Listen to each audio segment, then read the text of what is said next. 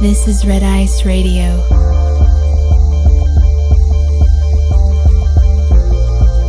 From the apparent to the esoteric.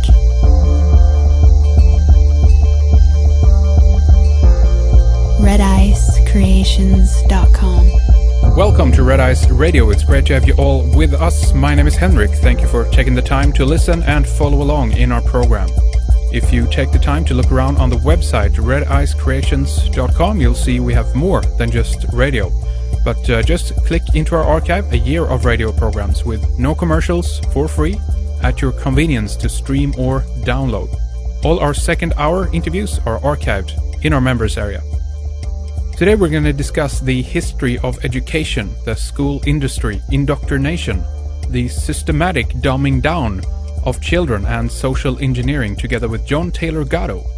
He was named the New York State Teacher of the Year in 1991.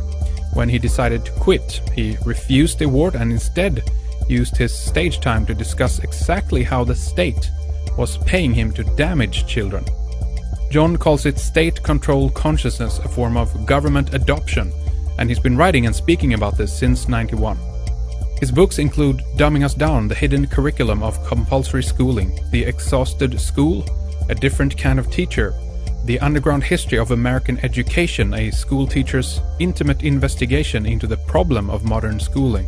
And his latest one is called Weapons of Mass Instruction, a school teacher's journey through the dark world of compulsory schooling. Gatto is currently at work on a documentary film about the nature of modern schooling entitled The Fourth Purpose. The website where you can find more information is johntaylorgatto.com. Stay with us for the next 2 hours. It is with great pleasure that we welcome you to the program. It's great to have you with us, and thank you for taking the time to talking with us here today, John. Pleasure to be with you. Now, of course, as I mentioned, you are the author of Dumbing Us Down, The Hidden Curriculum of Compulsory Schooling, and your latest book is called Weapons of Mass Instruction, a school teacher's journey through the dark world of compulsory schooling. And we have so much to discuss here today, John. I mean, you've had about 26 years of experience and frustration with the public school system. And unfortunately, as far as I know, as far as I'm concerned from my point of view, you are a lone voice out there speaking out against, well, I guess we could say the violence against children, John, all across the world for forcing them to have to go through school. But to kind of begin our conversation here, John, why don't we talk a little bit about the history of education? I mean, obviously, in one form or another, this is as old as mankind itself. But maybe you can briefly tell us about the history of school as it is in its current form, John, and who is behind schooling. I think the key question back at the beginning of time, long before I have any, has always been: to what extent do you turn over the education of the young to the young and their immediate surroundings, and to what extent do you centralize it in the hands of either the most powerful or what you consider to be the most expert? And back and forth through history, this wrestling match has taken place. What seems to have happened at about the time economies became industrialized was the centralization began to win, with the interesting and notable exception of the education of the managerial classes, which was kept free and is kept free to some extent. The rest of the population has been indoctrinated more than educated. Schooled is a fine word because we all know what a school of fish is, and that's not a loose use of language. The kids are to become predictable so they can be employed as human resources. You can't extend that to everybody because, as Darwin demonstrated in the middle of the 19th century, organisms that can adapt to new situations perish. So somebody has to be left with their mind open to take into account changes in the world, but everyone else is in a sense at their mercy. Now, the most fascinating thing to me is that through history, the great names that we all know worldwide, certainly in Europe and the United States, but I think worldwide, have offered different justifications to do this. I mean, we have very early on religious justifications. This is the way God wants it. And then we have in the secular enlightenment of ancient Athens, Plato's justification that people are permanently superior, average, or inferior, and there's nothing can be done about that. Hence the word education is meaningless. They have to be cultivated and conditioned so they won't get in the way of the people who make things happen. Now, if we move up a little bit further in history to the great Protestant reformer of Christianity, John Calvin, in the 1500s, Calvin clearly establishes that prior to our birth, some of us are selected for salvation. That's a tiny fraction. Everyone else is doomed. And so Calvin, in his great institutes, worth anyone's time to read, spells out from a lawyerly perspective how you're to take the damned, who are 90 or 95% of the population, fill their minds with nonsense, set them into daily competition with one another so they'll never step back and say, why are we doing this? Obviously, we're doing this to win.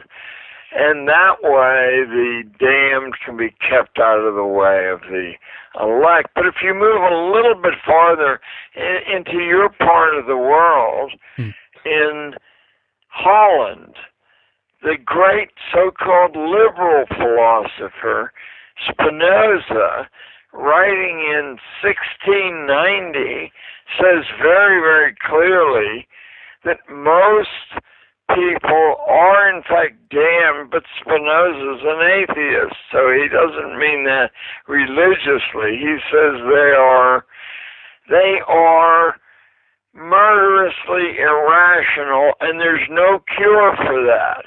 And since there's so few of the rational left to manage them, they have to be taught to manage themselves by being stripped of their ability to think clearly and set into competition with one another.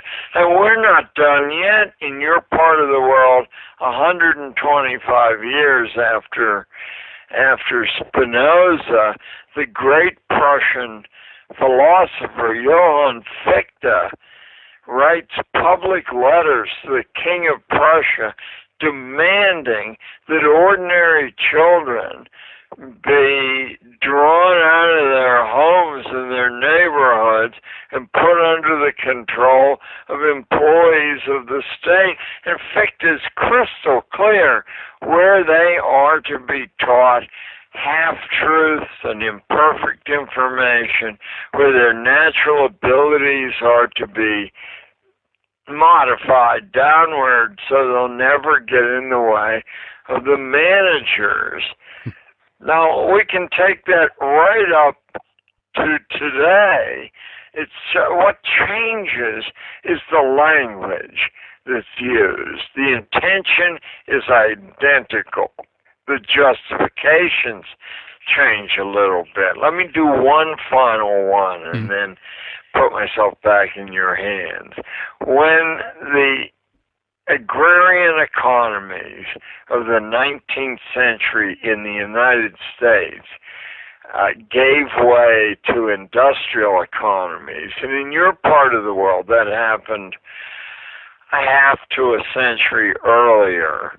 When that happened, some great change had to be imposed on ordinary people used to getting up in the morning, going out in the sunshine, or in your part of the world in the gloom, whatever, but get fresh air in either case.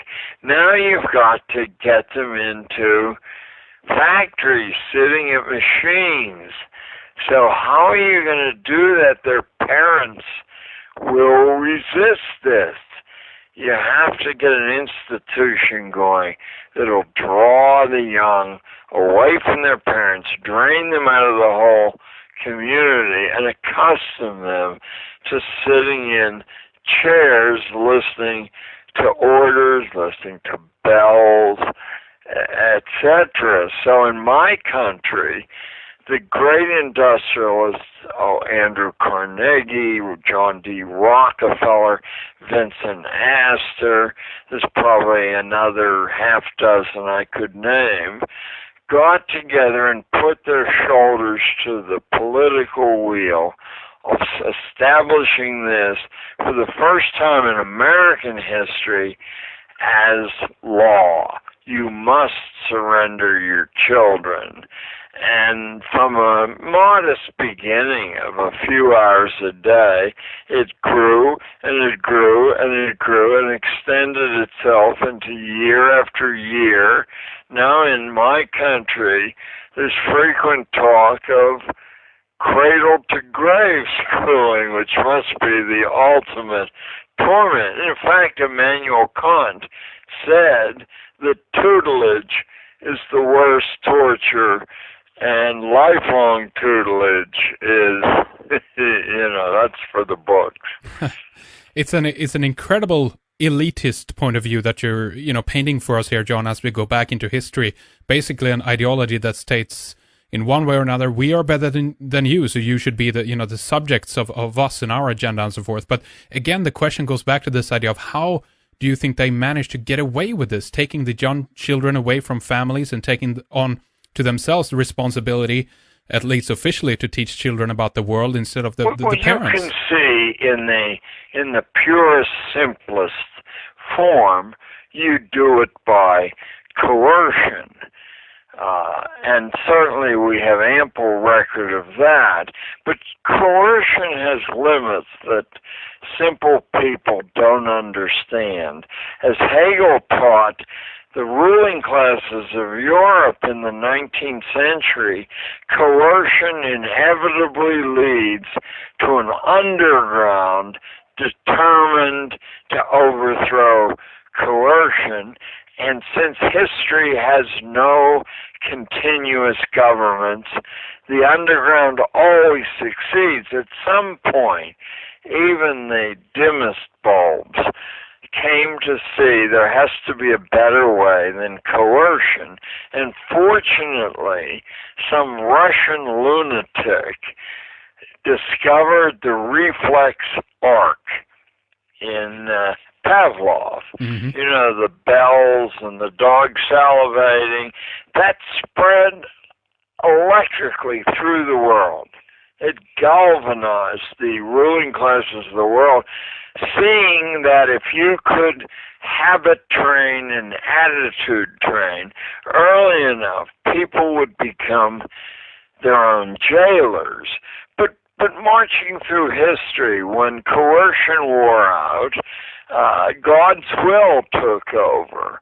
And that was a more effective, and in combination with coercion, a deadly effective way of brainwashing the masses, when ultimately that wore out in the period of rationality, the Rousseau and the others in the Enlightenment, they figured out that it would have to be done psychologically. And the early capitalist philosophers saw that you could do it by appealing to greed, that if you only submit to this discipline, we'll take care of you later on. And the people who submit best will be best taken care of. The great villain, though, in human history, and I mean in terms of corpses, is a supremely wealthy, gentle Englishman named Charles Darwin. Mm-hmm. Because in his second big book, not Origin of Species, but The Descent of Man, which appeared in Europe in 1871, Darwin said very, very clearly that most of the human race is not evolving, that they're dead ends. And furthermore, and his corollary was brutal, furthermore, if the good stuff, and I do believe he mentioned Scandinavian blondes, intermarries with the bad stuff, that's my people down in Italy or in Spain, evolution will march backwards, into the swirling mists of the dawnless path.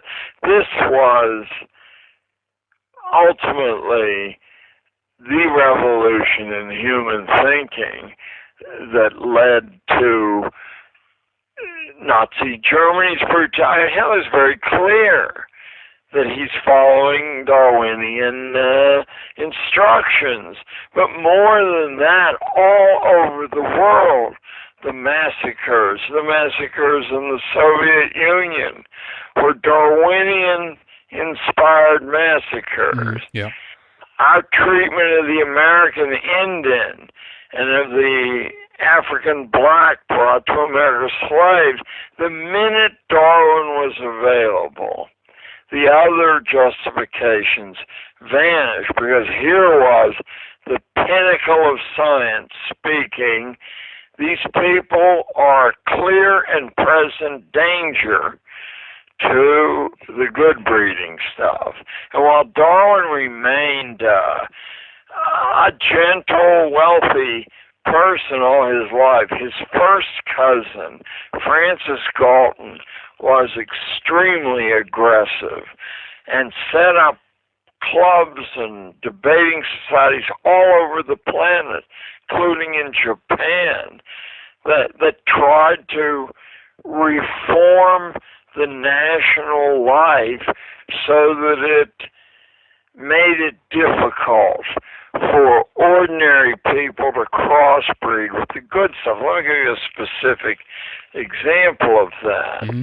We're all familiar with elite private boarding schools, but what has remained a matter of great ignorance is that while a few of them survive from medieval times and kings, the vast majority, well over 90%, appear in the 20 years after Charles Darwin's Descent of Man. If you say 30 years, you're talking about 95% of the elite boarding schools on planet Earth appear in this zone because they're storing the good breeding stock there. And keeping temptation, some dashing Italian from winking at a Swedish girl or whatever. That's the end of the world as we know it. So, John, in your mind, there's no doubt that this is a conspiracy by the few to subjugate the rest of humanity under their control. I want to avoid the word conspiracy, partly because we're all forbidden to use it, even though there has not been a single day in American government history where the government is suing somebody for conspiracy. Let me say that the natural self-interest of like-minded people will explain just about everything. What they learned through history was not to wave swords around and insult the lesser peoples, but to cajole them and say this is for your own good, to turn mothers and fathers against their children and vice versa. I mean, isn't a good citizen someone who cooperates with the schools? I mean, this is profound insanity, but it's been brought about by psychological mastery, the distilled wisdom of armies in the field and from every part of history, from church life, wherever it's occurred. If you read old theology books, they're essentially textbooks in practical psychology, how to get what you want by pressing the right psychological buttons. So if you put aside the faith-based component, they're really marvelously detailed manuals on how to mislead people into being their own worst enemies. Absolutely. I mean, John, I want to ask you about this. We hear stories all the time of, deprived children in third world countries and so forth, and how important it is for us in the West to give money, to donate, to help in any way we can, to help to give them the same wonderful education system that we have, that they deserve to have the same opportunities as we do. And it's now considered to be kind of a virtue, if you will, to help to spread this violence and this system to the rest of the world, John.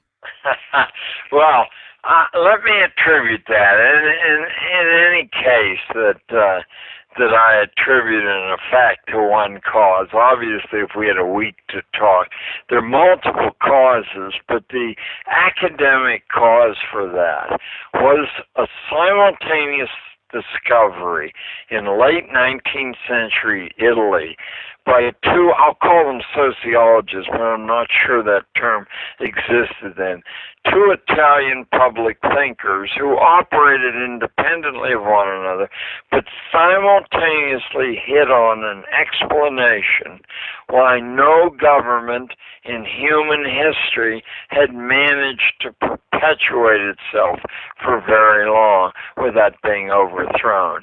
And they came to the conclusion that independently again, that the people abused and exploited by these governments did what Hegel said they would do. They worked out ways to sabotage the ruling power and overthrow it. And then the whole procedure started again. So both Pareto, it's Vilfredo Pareto, and John Battista Mosca independently said the proper way to perpetuate a managerial class, a ruling order, is to draw away the children from the underclasses and sort through them and find the ones likeliest to become leaders, and then to seduce them with the privileges of the managerial class. And of course, what you say to the parents is, Rolf is really so far in advance of his classmates. We'd like to send him. We'll pay all the expenses to this private boarding school where he'll learn to be a leader and not a follower. And how can you resist that? And then if you move down the school ranks, there are lesser ways to say the same thing. We're going to transfer him to a better class, or move him from one school to another because he's so superior. But it's chastening and at the same time brilliantly enlightening to go to these primary sources, which of course are in every good library in Europe and the United States, and actually see the ideas form that then are transferred into an institutional form. Absolutely, and I mean, it's an ingenious philosophy, if you will, that has been playing out now then for a long time. And considering some of these latest things that you mentioned about the two Italian sociologists and so forth, does that mean that the form of government that we have currently, and you know, in cahoots with that we have, you know, the corporate world, of course, and other factions as well. But does that to you mean that they are invincible? Are they now in a position where we, the people, in that sense, won't be able to overthrow them, do you think? Well, it's a wonderful question, and I wish we had a pitcher of beer or iced tea, whatever. You know, let me say this: that in 1640, so 371 years ago, an advisor to the British king by the name of Thomas Hobbes wrote a book that will be in every university library in Sweden and probably in most of the public libraries, called The Leviathan. It was advice to the king, who now had the technology at hand to build a gigantic state. I mean, prior to the 17th century, you certainly had powerful political states, but the reach beyond the king went 20 or 30 miles. As far as the cavalry and the army could easily move, that's where the king was king. You know, beyond that, people said, yeah, the king, right. Yeah. Sorry, I don't have any tax money for you. But in 1640, Thomas Hobbes, wrote to the king specific instructions about how to hold together a diverse, complex state. And he said, if I say the first thing, that's my own ordering, but the first thing in my mind, he said, is that where the power actually is has to be concealed from the people, because otherwise, as opposition grows, the people's force will be directed against, you know, the right villain.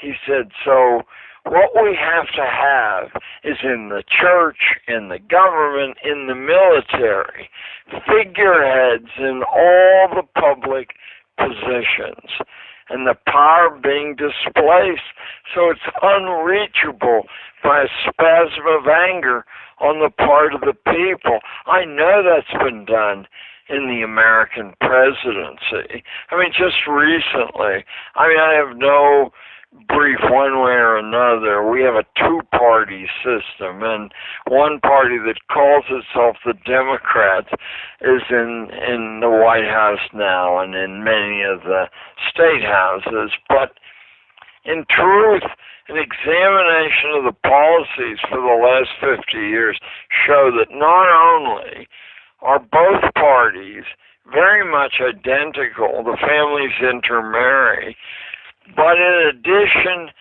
to them being identical, the same groups contribute to the success of both parties. That's right. So that the news, well, someone from Scandinavia, the WikiLeaks fellow, has been doing, I think, human sanity a great favor by simply allowing you to draw your own conclusions about the motives of the people who make decisions. One thing certain is none of the narratives that are spoken to your people or to mine are in fact accurate. They've been devised in order to be psychologically palatable.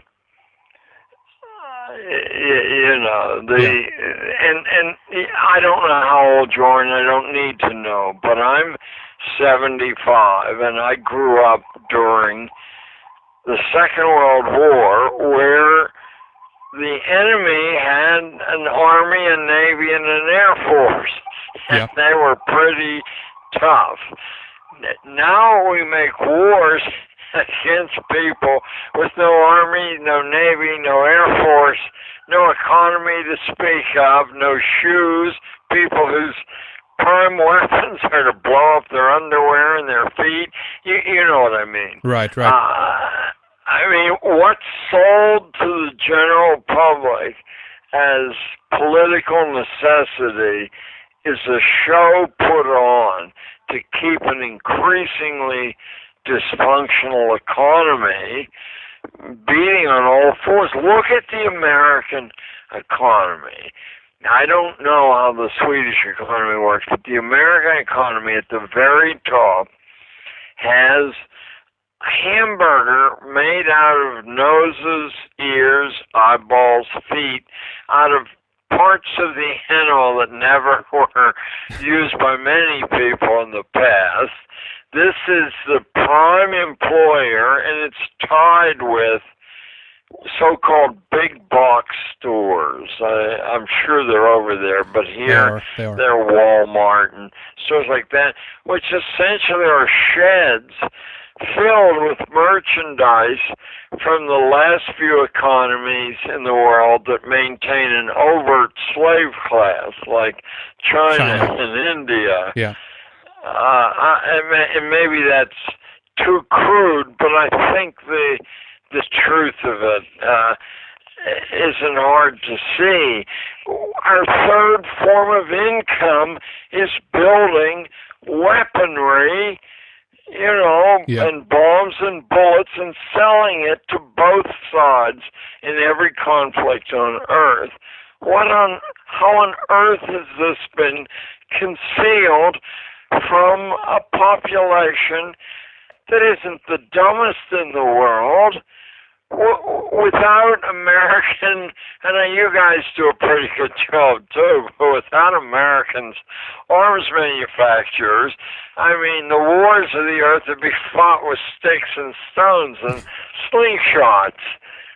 And from a capitalist point of view, what a marvelous commodity that destroys itself in the use. Well, exactly. Have to build, continue to produce, obviously. And just as you say, John, Sweden is a big weapons manufacturer, by the way. But also on top of that, the propaganda then that we're getting in the news, maybe even now, who knows what is happening in the school system itself when it comes to the justification of these wars that you're talking about. But as it is right now, John, this is what is happening in Libya and other places of the world, North Africa and Middle East. This is because we're doing that out of the goodness of our heart to spread the wonderful system of democracy to the rest of the world, to these deprived countries again, John. So this behavior is justified. The public narrative, and since the newspapers, the television stations, the radio stations resonates this official picture, and dissent is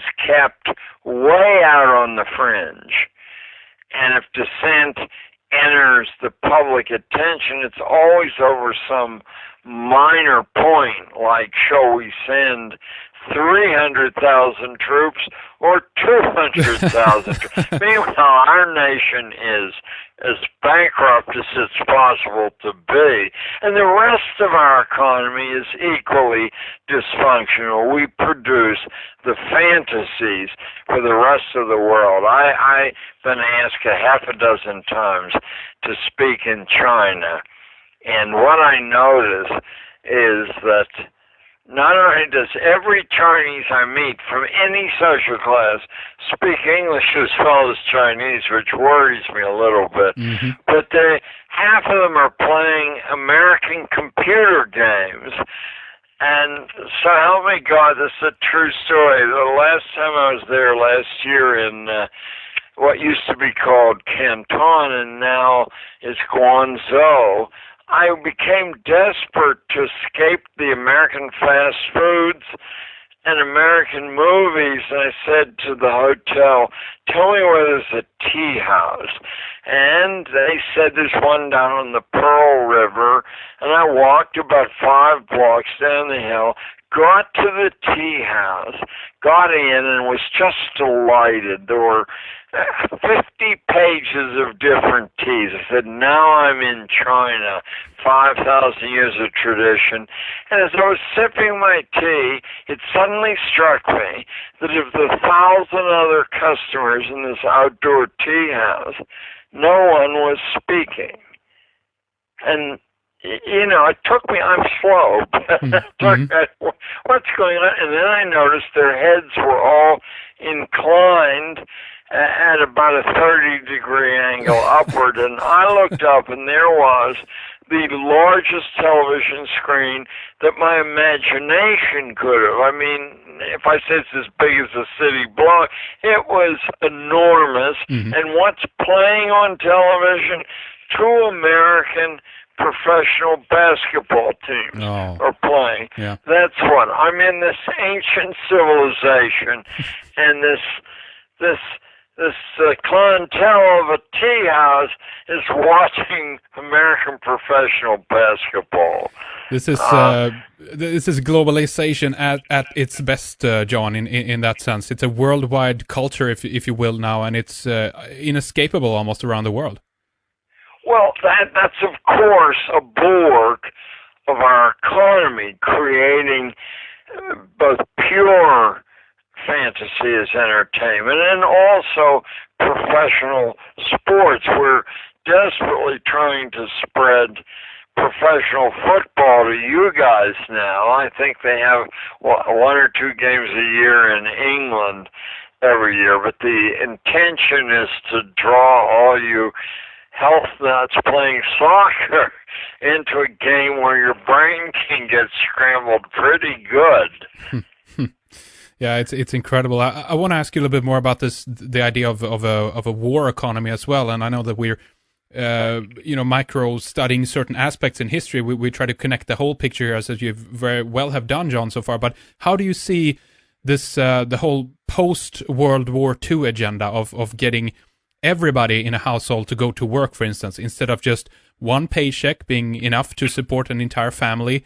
And this is is the lie, obviously, as well of women being liberated from the system. I mean, this is just about further enslavement. If you ask me, this is not about. It's the enslavement of the family. Right. If we jump back to 1908, which is a little over 100 years ago, my information, by the way, comes from Johns Hopkins University, doing a study about 10 years ago. In 1908. The purchasing power of the median worker's income is equal to, in 1990, the purchasing power of a median working couple's income. In other words, by drawing, is it exactly what Adam Smith, the economist, would have told you? By doubling the size of the so-called workforce, you will cut the value of labor in half. That's what's happened. That's right. So you get two for the price of one, and look at the other advantage you get. Not just cheaper labor. You get the children detached from any form of guidance which might deter them from swallowing the government line, hook, line, and sinker, as we say in the United States. You remove the influence of the family. Now when the kid sees the parents, they're tired, they may be grumpy, they need rest of some sort. This is part of, once again, I don't mean to improve a brilliant piece of social engineering put together, assembled in the burgeoning university culture of the late 19th century. And if I trace this back most recently in history to Prussia, one of 160 little countries in what used to be called the Germanies, who kicked the devil out of France in 1871, Darwin's year, and unified Germany shortly afterwards into Germany. Prussia used schooling deliberately for this purpose, to remove competition from the state mandates. The competition in the form of religion as well as the family, in the form of tradition. Training would be put under command of the state, and of course the economy would follow. We hear over and over again in the States, I think you'll get a kick out of this. We have heard repeatedly for the past 20 or 30 years that without a college diploma, opportunity simply is so vastly reduced that no one who could escape this condition wouldn't do so. Well, I took a look at the creators of our very successful information technology industry, and I found Bill Gates had no college degree. I found that Steve Jobs of Apple had no college degree. I found that Michael Dell of Dell Computer had no college degree, and that the partners of these people had no college degrees when they were becoming moguls. One or two got a degree later on so that they could teach school.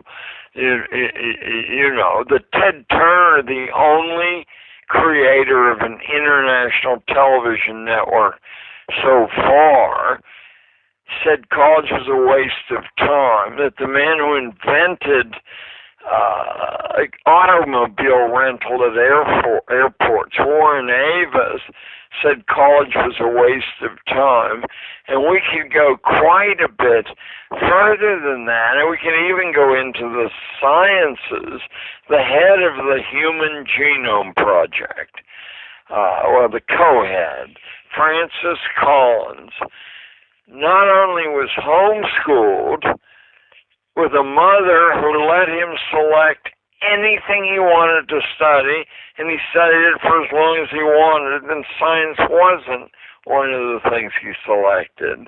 He's one half of the Human Genome Project, and the other half is a fellow who was a D- student in high school, cut class all the time, graduated only because the teachers hated him so much they raised his F average to a D. This is the most vaunted scientific project on the face of the earth. So we have been sold a massive bill of goods. And right up until, who knows, 10 years ago, right up until the rise of China and the wising up of Malaysia, and to some extent Japan was the pioneer because the war forced her into the Western orbit. These people bring a slightly different intelligence to the table, a much different history, and if the idea is to divide and conquer in order that management rests easy on the throne, then they have a lot more experience doing that thousands of years than the United States or Sweden does. I mean, John, I think it's a very interesting point that you make in terms of some of these people who either dropped out of school and never almost attended at all, or they were failing students and so forth. And I think that on one level, this has been allowed, if you will, as well, meaning these people were allowed to do this. For instance, some of the names that you mentioned earlier on there, in terms of Bill Gates and Steve Jobs, the Apple's Steve Jobs, they were people who were, in some regard, they were slamming LSD. They were in the hippie movement at the time, and and actually, these people were, I believe, allowed to be creative. If you imagine that the system, John, is so dead in itself, it understands that it needs to have innovative thinking to come into it sometimes, creativity. I'm certain you're right. Let me give you a piece of evidence for that. Yeah. I can't give you specifics because I had to sign a contract saying I wouldn't, but I have been invited to speak in China half a dozen times over the last 5 years. I always have to sign a contract, but Apple Computer made me sign the same contract. the details would not be released, but essentially what I'm hired to do, and I've been hired in other Asiatic countries, they're worried that their tremendous leap forward has come from simply stealing patents and copyrights without any compensation, and it's worked well, but they know they can't be integrated into the family of trading nations unless they generate their own imaginative connections, secrets of nature, all that stuff. So they want to know how to do that. And I say the same thing in general. Every place I'm asked the question, I said, you cannot divide time into these measured segments. You cannot tell people what they have to think about and when they're going to be tested on whether they've done that. You can't do all the things that provide the framework of your culture and expect people to be creative. I can tell you this, the Chinese kids who emigrate to the United States, and they're now first generation, are explosively creative. It's just that it's been suppressed for quite a long, long time. But the American kids have, they've been dulled down. I invented a phrase that Harvard gave me credit for 2 years ago.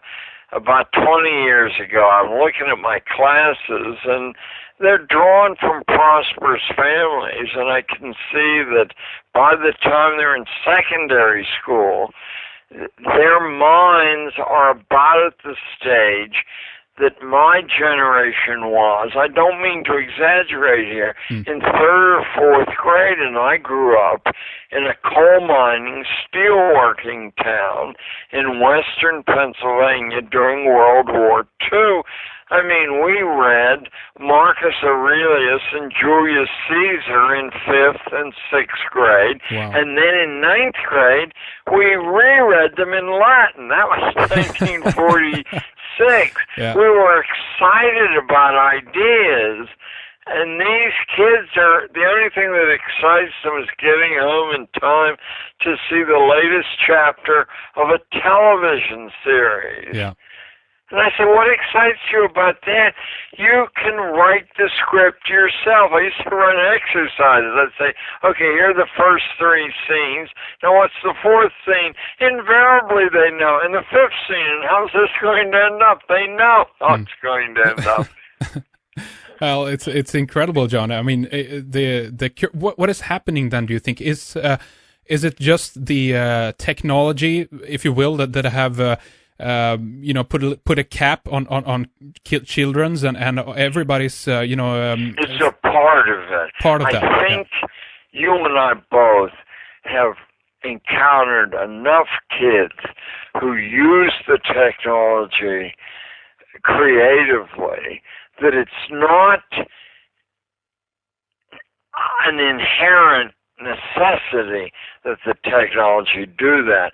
But if you impose a condition of continuous boredom on, especially on people who are, intellectually gifted, they flee for relief to junk, to pornography. I don't need to tell you that most of the use of the internet is to go to pornographic sites, and who knows, if I wasn't 75, I might do the same thing.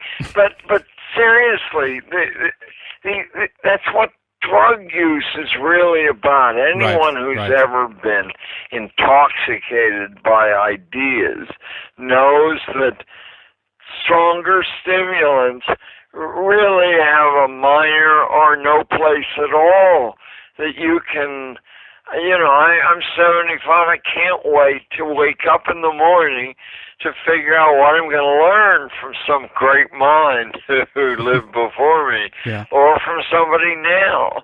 But what the technology has allowed is for the managerial classes, let me call them, to create a profile, a book on every living citizen. I'm sure your press has let you know over the last 30 days to what extent Google preserves every decision you make all your life and the location you were in and the time of day that you made it. Yeah. So in a funny sense, they know more than you.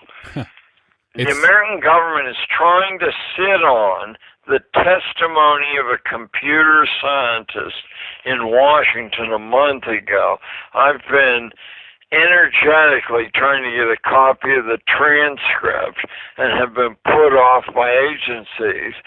Somebody from the University of California, in league with a computer guy from the University of Washington, demonstrated before a government bureau that it is possible not only to overhear any conversation made inside of a car or truck built over the last 3 years. From thousands of miles away, you can hear the conversation, but it's quite possible very easily to override the gas pedal and the brake. Do you recall the great Contra Trumps, was it a year ago, 2 years ago, that almost destroyed Toyota? Oh, yeah, yeah. The accelerations, well, these guys demonstrated how easy it is to do, and it doesn't require much computer savvy to do it. Hacking the car, if you will. That's what you're talking about. Hacking the car so it becomes either a death trap or, an eavesdropping salon. That's incredible. And again, that's an extension of some of the things that I want to continue to talk more with you about in the next hour in terms of what the student is being turned into if we tie it back to the school system again, because we know about all the cameras that are going in now. They're changing what the kids are going to eat at lunch. There's a number of things that are interesting that are happening and unfolding. But I think that we should take a little break here between the segment, John, because this is a good time to do that. But let's give people out there, obviously, more information about your website. I know that you personally are not, online, if you will, but you do have a website and you do have a lot of information out there. So why don't you mention that in some of your book titles as well, John? If anyone would like my books or would like to invite me to speak in Sweden, one of the two, my website is johntaylorgatto.com. Taylor's Taylor, and Gatto's GATTO, and my email there is info@. About 3 years ago, I found that the amount of communication that I got through the website was impossible to respond to. So I personally, even though the benefits of the internet are quite obvious, I didn't know how to deal with the other part. And since I have what they call an addictive personality, where Scotch whiskey is concerned, probably should be aquavit, right? I just decided the simplest thing to do. If you want to write me directly, I always respond. And my address is 235 West 76th Street. That's a 7 and a 6.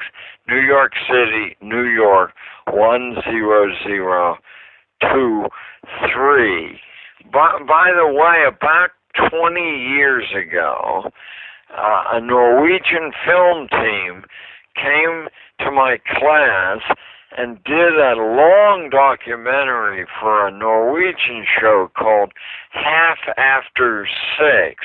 The director's name was Sven Erik Borgia, and I'm sure you could probably get a copy of that from as I understand it, there's only one television network in Norway, although that may have changed in the intervening time. But you'd be able to see my kids in action.